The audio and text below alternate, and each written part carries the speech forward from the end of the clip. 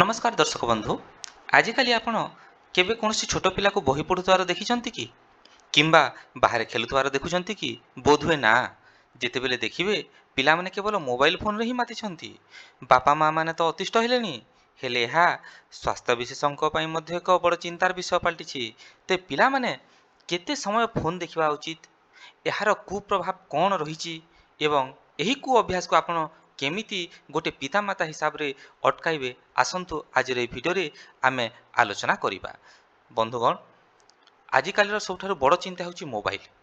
ପିଲାମାନଙ୍କୁ କେବେ ହେଲେ ବହି ପଢ଼ିବା କିମ୍ବା ଖେଳକୁଦ କରିବାର ଆମେ ଦେଖୁନାହୁଁ। ବାହାରେ ସାଙ୍ଗମାନଙ୍କ ସହ ଖେଳିବାର ଅଭ୍ୟାସ ସମ୍ପୂର୍ଣ୍ଣ ଗାୟବ ହୋଇଗଲାଣି କହିଲେ ଚଲେ। ଖାଇବାଠାରୁ ଆରମ୍ଭ କରି ଶୋଇବା ଯାଏଁ ସେମାନଙ୍କୁ କେବଳ ଫୋନ୍ ହିଁ ଦରକାର। ମୁଖ୍ୟତଃ ଖାଇଲା ବେଳେ ପିଲାମାନଙ୍କୁ ସମସ୍ତଙ୍କୁ ମୋବାଇଲ ଦରକାର। ସେମାନେ ମୋବାଇଲ ଦେଖି ଦେଖି ଭାତ ଖାଇବେ। ଏହା ପିଲାମାନଙ୍କର ଶାରୀରିକ ଏବଂ ମାନସିକ ବିକାଶ ଉପରେ ବହୁତ ଖରାପ ପ୍ରଭାବ ପକାଉଛି। ବୟସ ଅନୁସାରେ ସ୍କ୍ରିନ୍ ସମୟର ଗୋଟେ ସୀମା ରହିଥାଏ ବନ୍ଧୁଗଣ। ତେବେ କ'ଣ ରହିଛି ଏହି ସମୟ ସୀମା ଜାଣି ନିଅନ୍ତୁ। ବିଶେଷଜ୍ଞମାନଙ୍କର କହିବା ଅନୁସାରେ ଯେଉଁ ଶିଶୁମାନଙ୍କୁ 18 ମାସରୁ କମ୍ ବୟସ ହେଉଛି, ଅର୍ଥାତ୍ 1.5 ବର୍ଷର ଛୁଆଙ୍କୁ ଆଦୌ ଫୋନ୍ ଦେଖିବାକୁ ଦିଅନ୍ତୁ ନାହିଁ। ଏହା ସେମାନଙ୍କର ଶୋଇବାର ସମୟ ଏବଂ ସ୍ୱାଭାବିକ ମସ୍ତିଷ୍କ କ୍ରିୟାକୁ ସମ୍ପୂର୍ଣ୍ଣ ରୂପେ ନଷ୍ଟ କରିଦେଇଥାଏ। ଏହି ସ୍କ୍ରିନ୍ ଟାଇମ୍ ସେମାନଙ୍କ ସ୍ୱାସ୍ଥ୍ୟକୁ ବିଗାଡ଼ି ଦେଇଥାଏ ଏବଂ ଯଦି ଆମେ 6 ବର୍ଷର ପର୍ଯ୍ୟନ୍ତ ଶିଶୁମାନଙ୍କ କଥା ଆଲୋଚନା କରିବା, ତାହେଲେ 6 ବର୍ଷ ବୟସ ପର୍ଯ୍ୟନ୍ତ ପିଲାମାନେ ଦିନକୁ ସର୍ବାଧିକ 1 ରୁ 2 ଘଣ୍ଟାରୁ ଅଧିକ ସମୟ ଫୋନ୍ କିମ୍ବା ଟିଭି ସ୍କ୍ରିନ୍ ଆଦୌ ଦେଖିବା ଉଚିତ ନୁହେଁ। କାହିଁକି ନା ଦେଖନ୍ତୁ, ଏହି ଫୋନ୍ ବ୍ୟବହାର ଦ୍ୱାରା କ'ଣ କୁପ୍ରଭାବ ପଡ଼ିଥାଏ। ପ୍ରଥମ କଥାଟି ହେଲା ଯେ ମସ୍ତିଷ୍କର ବିକାଶ। ଶିଶୁର ଯେଉଁ କଳ୍ପନା ଶକ୍ତି ବା ଯେଉଁ ସୃଜନଶୀଳ ଶକ୍ତି ଥାଏ, ତାହା ମୋବାଇଲ ଦେଖିବା ଦ୍ୱାରା ତାର ହ୍ରାସ ପାଇଯାଇଥାଏ। ଏହି ଶକ୍ତି ତା ସହିତ ପ୍ରାରମ୍ଭିକ ମସ୍ତିଷ୍କ ବିକାଶ ମଧ୍ୟ ଦୁର୍ବଳ ହୋଇଥାଏ। ପଢ଼ାପଢ଼ିରେ ଧ୍ୟାନ ବା ଏକାଗ୍ରତା ରହେ ନାହିଁ ଏବଂ ସେମାନେ ସାମାଜିକ ସ୍ତରରେ ଅନ୍ୟମାନଙ୍କ ସହିତ ମିଶିବାକୁ ଭୟ ମଧ୍ୟ କରନ୍ତି।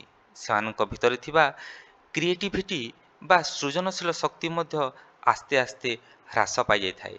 ତା ସହିତ ନୀଳ ସ୍କ୍ରିନ୍ର ଆଲୋକ ତା ସଂସ୍ପର୍ଶରେ ଆସିବା ଯୋଗୁଁ ଖୁବ୍ କମ୍ ବୟସରୁ ହିଁ ପିଲାମାନଙ୍କୁ ଆଖି ସମସ୍ୟା ଦେଖା ଦେଇଥାଏ, ଯାହାଫଳରେ ସେମାନେ ଅତି କମ୍ ବୟସରୁ ହିଁ ଗ୍ଲାସ୍ ବା ଚଷମାର ବ୍ୟବହାର କରିବାକୁ ତାଙ୍କୁ ପଡ଼ିଥାଏ। ତ ଏହି ଫୋନ୍ ଠାରୁ ଦୂରେଇ ରଖିବାର ପ୍ରକୃତ ଫାଇଦାଟି କ'ଣ?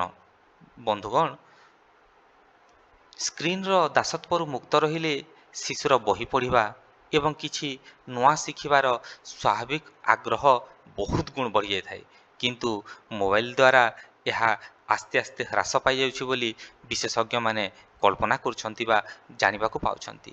ତା ସହିତ ମୋବାଇଲ ବଦଳରେ ଯେଉଁ ଶିଶୁମାନେ ବାହାରେ ଖେଳକୁଦରେ ମନୋନିବେଶ କରୁଛନ୍ତି, ସେମାନେ ସୁଦୃଢ଼ ଓ ଚଳଚଞ୍ଚଳ ରୁହନ୍ତି। ନଚେତ୍ ଏହା ତାର ଶାରୀରିକ ଓ ମାନସିକ ସ୍ୱାସ୍ଥ୍ୟକୁ ମଧ୍ୟ କ୍ଷତି ପହଞ୍ଚାଉଛି। ତା ସହିତ ଏହାଠାରୁ ଦୂରେଇ ରଖିବା ଦ୍ୱାରା ଶିଶୁମାନେ ପରିବାରର ସଦସ୍ୟଙ୍କ ସହିତ କଥାବାର୍ତ୍ତା କରିବା ଦ୍ୱାରା ସେମାନଙ୍କୁ ଏକ ସୁସ୍ଥକର ଏବଂ ମୂଲ୍ୟବାନ ମାନସିକ ଜୀବନ ମିଳିଥାଏ। କିନ୍ତୁ ମୋବାଇଲକୁ ଦେଖିକି ବର୍ତ୍ତମାନ ଶିଶୁମାନେ ଏସବୁଠାରୁ ଦୂରେଇ ଯାଉଛନ୍ତି, ପରିବାରଠାରୁ ସେମାନେ ଦୂରେଇ ଯାଉଛନ୍ତି। ତେଣୁ ପରିବାର ସଦସ୍ୟ ସହ କଥାବାର୍ତ୍ତା କରିବା ଦ୍ୱାରା ସେମାନଙ୍କର ସାମାଜିକ ଜ୍ଞାନ ବଢ଼ିବ ଏବଂ ଏକ ସୁସ୍ଥ ଓ ସୁନ୍ଦର ଜୀବନ ମିଳିପାରିବ। ଏହି କୁ ଅଭ୍ୟାସକୁ ଆପଣ କେମିତି ରୋକିବେ? ପ୍ରଥମତଃ, ଖାଇବା ସମୟରେ ପିଲାମାନଙ୍କୁ ଆଦୌ ଫୋନ୍ ଦିଅନ୍ତୁ ନାହିଁ। ଦ୍ୱିତୀୟ କଥା ହେଲା, ଏକ ନିୟମ କରନ୍ତୁ ଯେ ହୋମୱାର୍କ ସରିବା ପରେ ହିଁ ଅଳ୍ପ ସମୟ ପାଇଁ ଫୋନ୍ ମିଳିବ, ନଚେତ୍ ତାକୁ ମିଳିବ ନାହିଁ। ତୃତୀୟତଃ, ଆହୁରି କ'ଣ କରିପାରିବା? ଖାଲି ସମୟରେ ସେମାନଙ୍କୁ ଅନଲାଇନ୍ ଗେମ୍ ବଦଳରେ ବାହାରେ ଖେଳିବାକୁ ପ୍ରୋତ୍ସାହିତ କରନ୍ତୁ। ଯଦି ଆପଣଙ୍କର ପାଖ ପଡ଼ୋଶୀ ଶିଶୁମାନେ ଅଛନ୍ତି, ତାଙ୍କ ସହିତ ମିଳିମିଶିକି ତାକୁ ଖେଳିବା ପାଇଁ ତାକୁ ଉତ୍ସାହିତ କରନ୍ତୁ କିମ୍ବା ତା ସହିତ ଆପଣ ଚିତ୍ରାଙ୍କନ ବିଭିନ୍ନ ଚିତ୍ର ଆଙ୍କିବା କାମ କରନ୍ତୁ। ଏଇଭଳିଆ କିଛି ଅଭ୍ୟାସ କରିବା ଦ୍ୱାରା ଆପଣ ଗୋଟିଏ ଶିଶୁକୁ ଏଇ ମୋବାଇଲ ଭଳି ଏକ ବଦଭ୍ୟାସରୁ ତାକୁ ଆପଣ ଦୂରେଇ ରଖିପାରିବେ।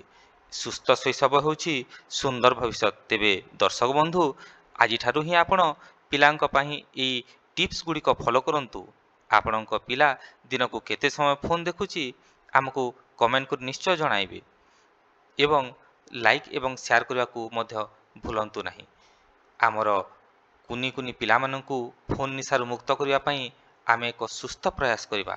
ଆମର ସାମାନ୍ୟ ସଜାଗତା, ଆମର ସାମାନ୍ୟ ଚେଷ୍ଟା ସେମାନଙ୍କର ଶାରୀରିକ ଓ ମାନସିକ ଭବିଷ୍ୟତକୁ ସୁରକ୍ଷିତ ରଖିବ। ଧନ୍ୟବାଦ।